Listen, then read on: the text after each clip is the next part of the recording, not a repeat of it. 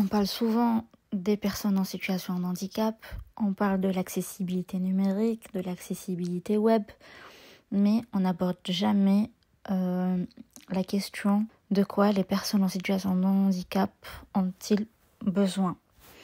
Si on prend l'handicap moteur, un handicap moteur est une limitation partielle ou totale des capacités de mouvement d'une personne. Cela peut affecter la mobilité, donc marcher, se déplacer, sauter, etc. Ou la coordination, par exemple utiliser les mains, attraper un objet, ou même la force physique. Par exemple, une personne en fauteuil roulant, quelqu'un qui a des tremblements, une faiblesse musculaire, une personne avec une paralysie partielle, qu'on parlera de paraplégie, quelqu'un qui a du mal à utiliser une souris ou un clavier sur le web, donc leurs besoins peuvent inclure donc une navigation au clavier, donc une navigation fluide, sans piège au clavier, des zones cliquables assez grandes, des raccourcis accessibles. Ensuite, on parlera du handicap visuel, qui désigne une déficience partielle ou totale de la vue. Il peut aller de la baisse de la vision, donc la malvoyance, à la cécité totale, donc on parlera d'aveugle.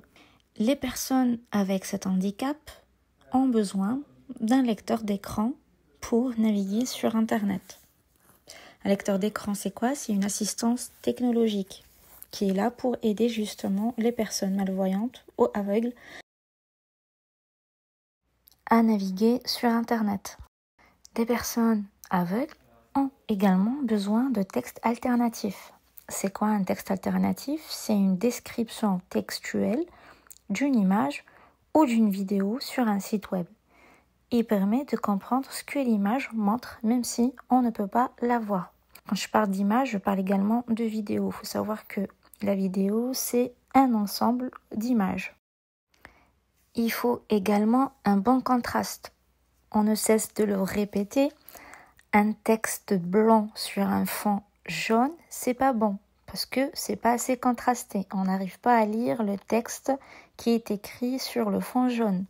C'est pour ça qu'il est très important de choisir ces couleurs, justement pour pouvoir éviter que les personnes en déficience visuelle passent à côté de l'information, surtout si cette information est très importante. Une personne avec une déficience visuelle a le droit de zoomer et de ne pas perdre l'information.